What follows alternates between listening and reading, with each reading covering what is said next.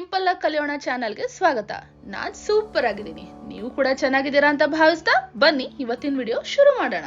ಮಕ್ಕಳೇ, ಇವತ್ತಿನ ವಿಡಿಯೋದಲ್ಲಿ ನಾವು ಕಲೀಲಿಕ್ಕೆ ಹೊರಟಿರೋ ವಿಷಯ ಸವರ್ಣ ದೀರ್ಘ ಸಂಧಿ. ಸವರ್ಣ ದೀರ್ಘ ಸಂಧಿ ಎಂದರೇನು?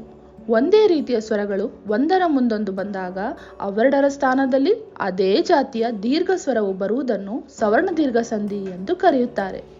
ಉದಾಹರಣೆಗಳು: ಕವಿ ಪ್ಲಸ್ ಇಂದ್ರ, ಕವೀಂದ್ರ.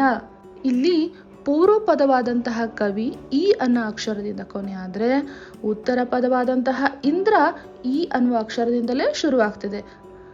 ಅಂದರೆ ಈ ಮತ್ತು ಈ ಸ್ವರದ ಮುಂದೆ ಸ್ವರ ಬಂದಿರೋದ್ರಿಂದ ಸಂಧಿ ಪದವಾಗುವಾಗ ಅದೇ ಜಾತಿಯ ದೀರ್ಘ ಸ್ವರ ಅಂದರೆ ಈ ಬಂದಿರೋದ್ರಿಂದ ಇದು ಒಂದು ಸವರ್ಣ ದೀರ್ಘ ಸಂಧಿಗೆ ಉತ್ತಮವಾದ ಉದಾಹರಣೆ ಎಂದು ನಾವು ಪರಿಗಣಿಸಬಹುದು.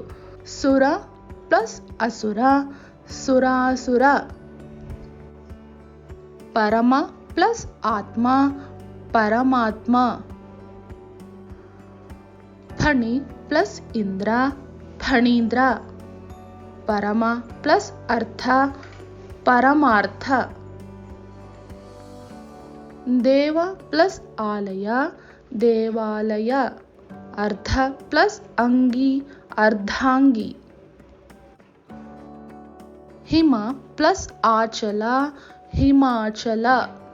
ಉತ್ತರ ಪ್ಲಸ್ ಆದಿ, ಉತ್ತರಾದಿ. ಲಕ್ಷ್ಮಿ ಪ್ಲಸ್ ಈಶ, ಲಕ್ಷ್ಮೀಶ. ರುದ್ರ ಪ್ಲಸ್ ಅಕ್ಷಿ, ರುದ್ರಾಕ್ಷಿ. ಈ ವಿಡಿಯೋ ನಿಮಗೆ ಉಪಯುಕ್ತ ಅನಿಸಿದರೆ ಚಾನೆಲ್ನ ಇನ್ನೂ ಸಬ್ಸ್ಕ್ರೈಬ್ ಮಾಡದೆ ನೋಡ್ತಾ ಇರೋರು ತಕ್ಷಣವೇ ಸಬ್ಸ್ಕ್ರೈಬ್ ಮಾಡಿಕೊಂಡು ಪಕ್ಕದಲ್ಲೇ ಇರೋ ಬೆಲ್ ಬಟನ್ನ ಒತ್ತಿ. ಆಗ ಮಾತ್ರ ನೀವು ಎಲ್ಲ ವಿಡಿಯೋನ ತಕ್ಷಣ ನೋಡೋಕ್ಕೆ ಸಾಧ್ಯ. ಮುಂದಿನ ವಿಡಿಯೋದಲ್ಲಿ ಸಿಗೋಣವಾ? ನಮಸ್ತೆ.